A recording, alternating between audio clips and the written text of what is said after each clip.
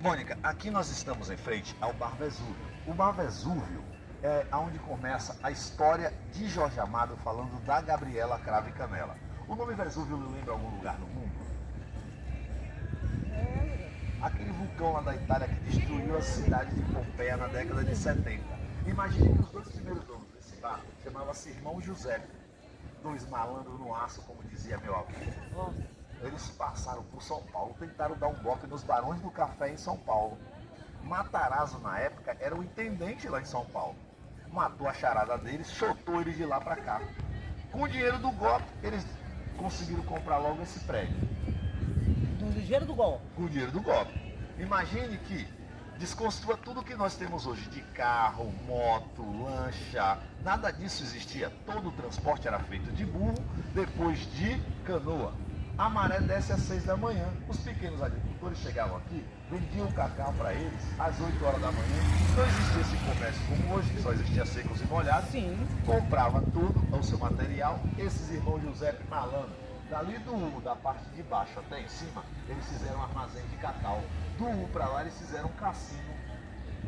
Cassino ajuda ninguém? O dia que você vai quebrar a casa, você tá duro. Você tá duro. Imagine que o lucro do cacau que eles vendiam todo ficava na mão de quem? Dos irmãos José. Em 1915, Henri Nestlé lança o chocolate como alimento militar.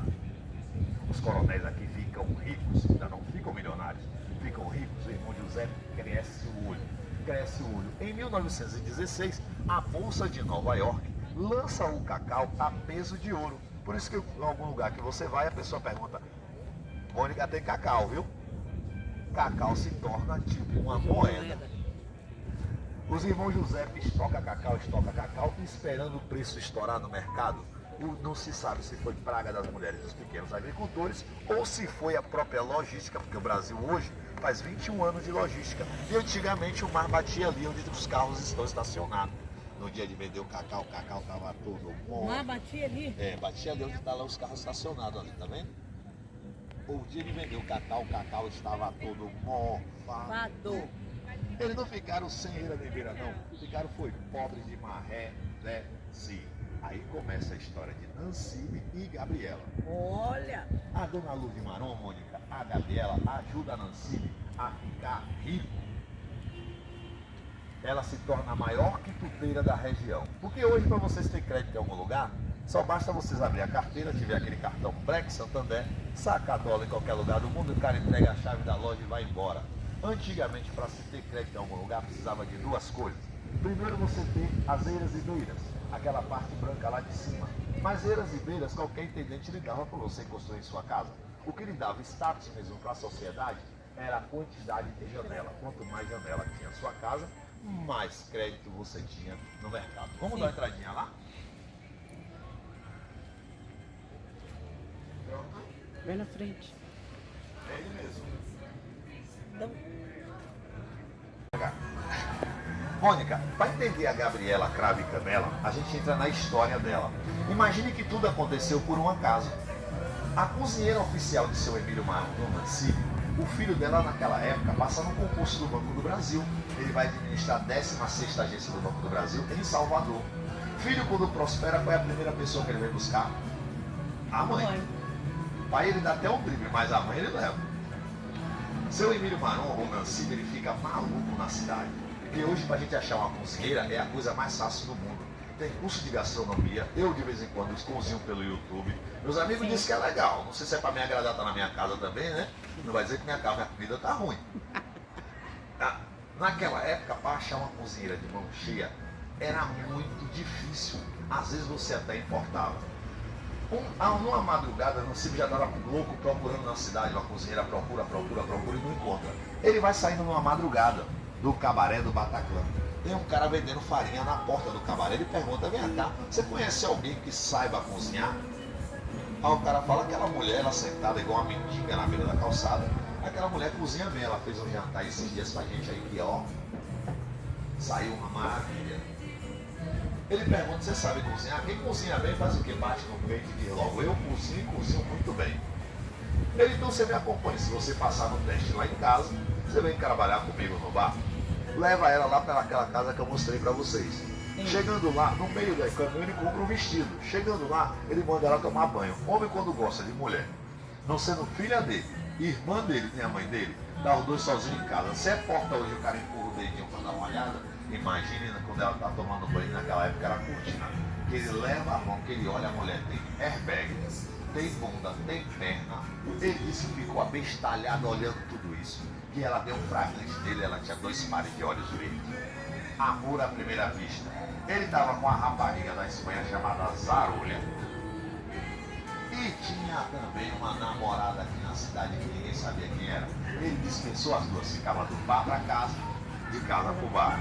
E vinha e versa. Quem gostava de Dona Ruth Maron eram os coronéis. Por quê? Como ela usava vestido curto, as mesas é baixa. Eles colocavam uma mesa em frente à outra. Para quê? Quando ela veio de lá para cá, eles gritavam logo: ô Lourdinha, me mostra esse quitute aqui. Ela tinha que fazer o quê? Aquele ficava: esse quitute é bom, esse é maravilhoso, esse é a mulher não certa fazendo na fazenda. O do lado não podia chamar, quem tinha que chamar era o de cá. Ele fazia mesmas peripécias e, para pegar o lance, quando seu irmão chegava, seu Emílio falava: olha, Emílio, olha para lá, Nancy. Quando eu estava usando a luz, dizendo: fica tranquilo. Ele veio com os olhos como com a testa. Mais tarde ela vai levar para casa o que a sua não leva: cacau. Aqui nós temos esse no bar brasileiro. Aqui nós temos na década de 40 para 50, toda a arquitetura portuguesa. Aqui nós temos todos os coronéis do cacau, abrindo a Associação Comercial de Ilhéus. O padre está sempre envolvido no negócio. A Associação Comercial de Ilhéus foi aberta com a Bolsa do Café em São Paulo, com o mesmo objetivo: confiscar terras de pequenos agricultores. Aqui nós temos todos aqueles coronéis famosos do cacau que está na novela Gabriela. Sim. Esse é o coronel Adames de Sá, esse baixinho. Era um construtor, um André Best hoje em dia. Construía e vendia casa. Esse aqui é aquele coronel jesuíno, aquele que tinha aquele jargão: tire sua roupa que agora eu vou te usar. Ou vá se banhar que agora eu vou te usar. Esse aqui é o coronel Misael Tavares, um dos mais ricos da região. Tinha 127 fazendas, 110 era de cacau, o resto era gado e café.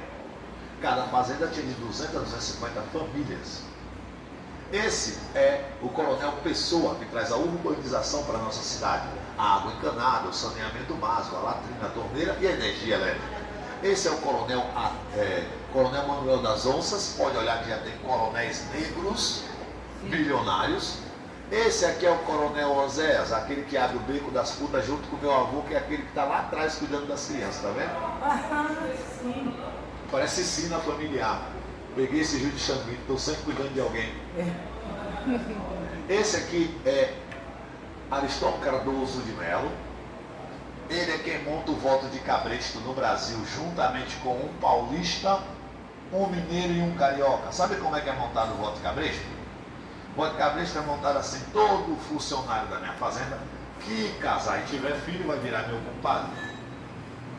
Virando meu compadre, você não vai me trair na hora de votar. Pode olhar aqui nas minisséries, eles na hora que vão chegando perto da Casa Grande, vê aquele cego grita: ô compadre, os filhos dele: ô padinho, ô padinho.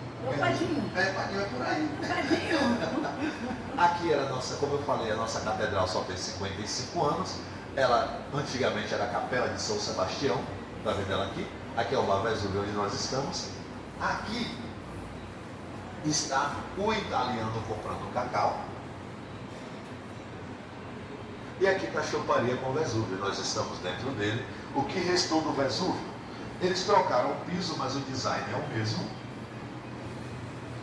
O teto, que é de tijolinho sergipano.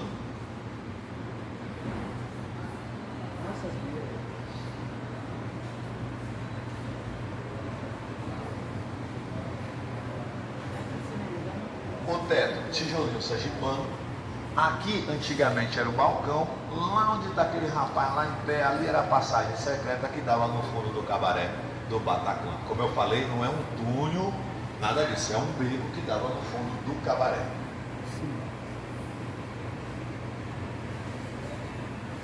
Legal aqui, ó. Isso ali, ó.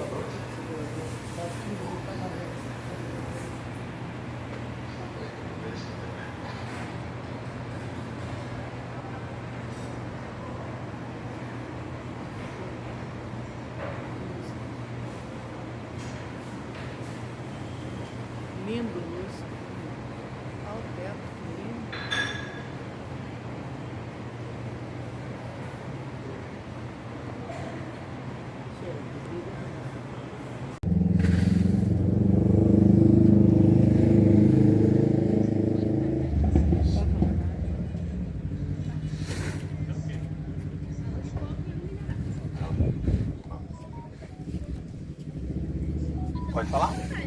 Aqui nós estamos em frente ao Teatro Municipal. O Teatro Municipal ele é tudo neoclássico. Ele foi inaugurado na primeira revolução armada do nosso país, que é a revolução que nós conhecemos como Café com Leite, ou a Revolução Constitucionalista de 32. Se vocês olharem lá em cima está a data. Aqui está escrito aqui, Cine Teatro Ilhéus. Observe que Ilhéus está com O. Imagine que após a Bienal de 22, que participou Tarsila do Amaral, Oswaldo de Andrade, Mário de Andrade e o Cândido Portinari, Mônica, aparece um maluco chamado Antônio Quaresma, dizendo que nós não falamos o português de Portugal. Não é que o cara tem razão? Nós falamos o brasileirês, que é a mistura da língua europeia com a língua urubá e a língua tupi, que dá esta cacofonia. Em 1927, Getúlio Vargas ganhou poder no Brasil. Não é que Antônio Quaresma consegue arrumar uma reunião com ele e traz um casal de Lisboa e um casal de Cabo Verde. Quando eles vão subindo no Palácio Paranaguá, no Rio de Janeiro, está uma fila enorme de pessoas procurando emprego. O casal de Lisboa vira e fala, olha que bicha grande. Getúlio macho pra caramba. Que negócio de bicha é esse? Aí que Antônio Quaresma explica para ele que muitas palavras no português de Portugal nos ofendem no Brasil. Em 1939 tivemos a primeira mudança no português no Brasil. Como era que se chamava o Rio de Janeiro? Não era São Sebastião do Rio de Janeiro? Passou a se chamar Rio de Janeiro. Salvador era a cidade de Todos os Santos, passou a se chamar Salvador. Ilhéus se chamava Capitania de São Jorge dos Ilhéus. Ilhéus com O. Tira tudo isso, coloca o U e fica só Ilhéus com O. Você já deve ter passado em algum lugar, visto farmácia com PH, foto com PH. Isso tudo foi mudado em 1939. Tá mandando?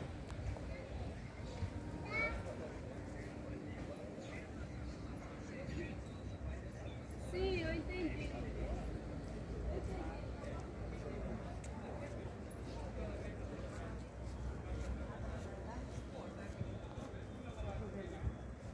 Para realização, tá funcionando? Tá.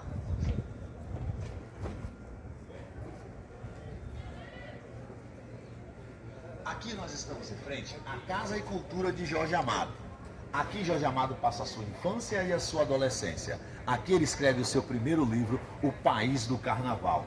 Jorge Amado não é de Ilhéus, ele é de Ferradas, mas ele chega com 2 anos de idade aqui, e aqui ele forma toda a sua cultura.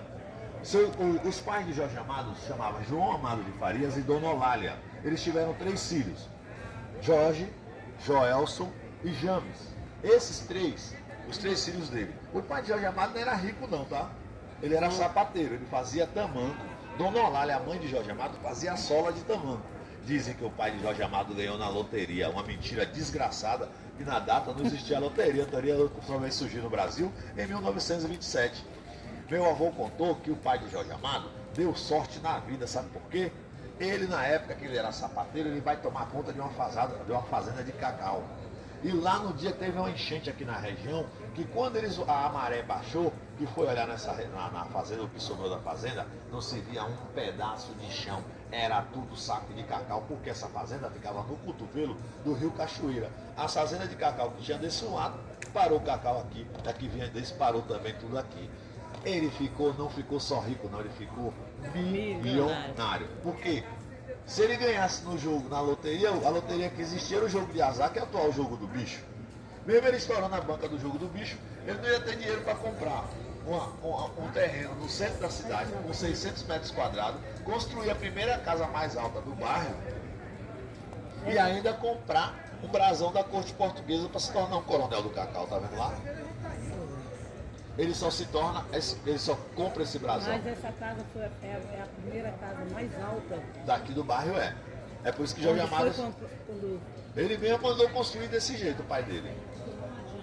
E aí imagina, Jorge Amado nasceu para ser fofoqueiro. Nasceu mesmo. Porque logo assim que o pai dele constrói essa casa, o irmão dele, Joelson, mais velho, ele se forma em medicina. Então ele não ficava muito na cidade, ficava mais com o pai dele. Jorge Amado James ficou aqui para estudar. No dia, ele já sabia, ele já saiu, menino criado por menino de rua e tudo mais, ele aqui já ia perturbando todos os comerciantes. Retornava e Dona Olália fazia um chá da tarde toda quarta-feira, aqui para a sociedade.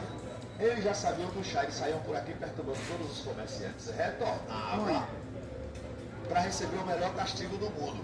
E qual é o melhor castigo do mundo? Ficar lá em cima no solário.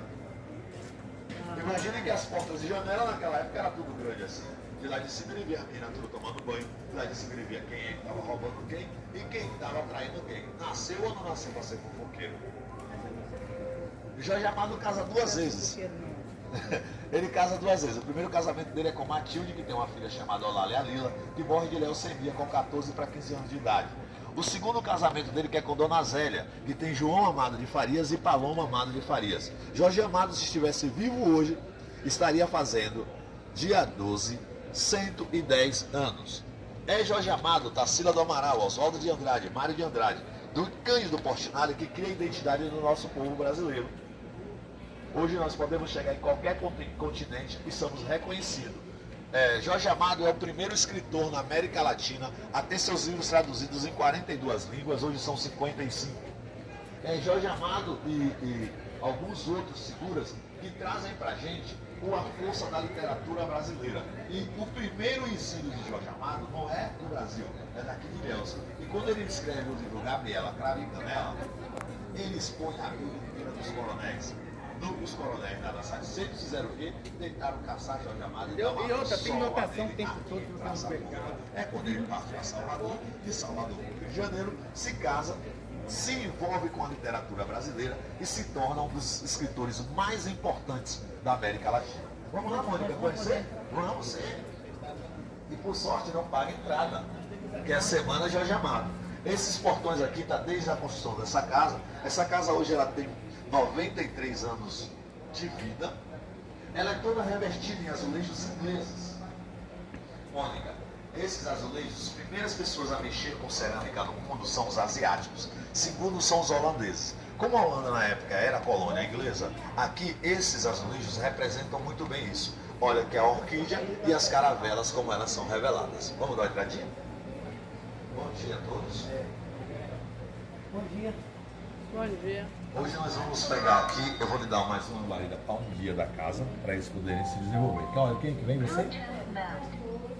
Eu vou deixar um guia da casa acompanhar vocês lá em cima e eu mostro para vocês, eu minha pessoa mesmo.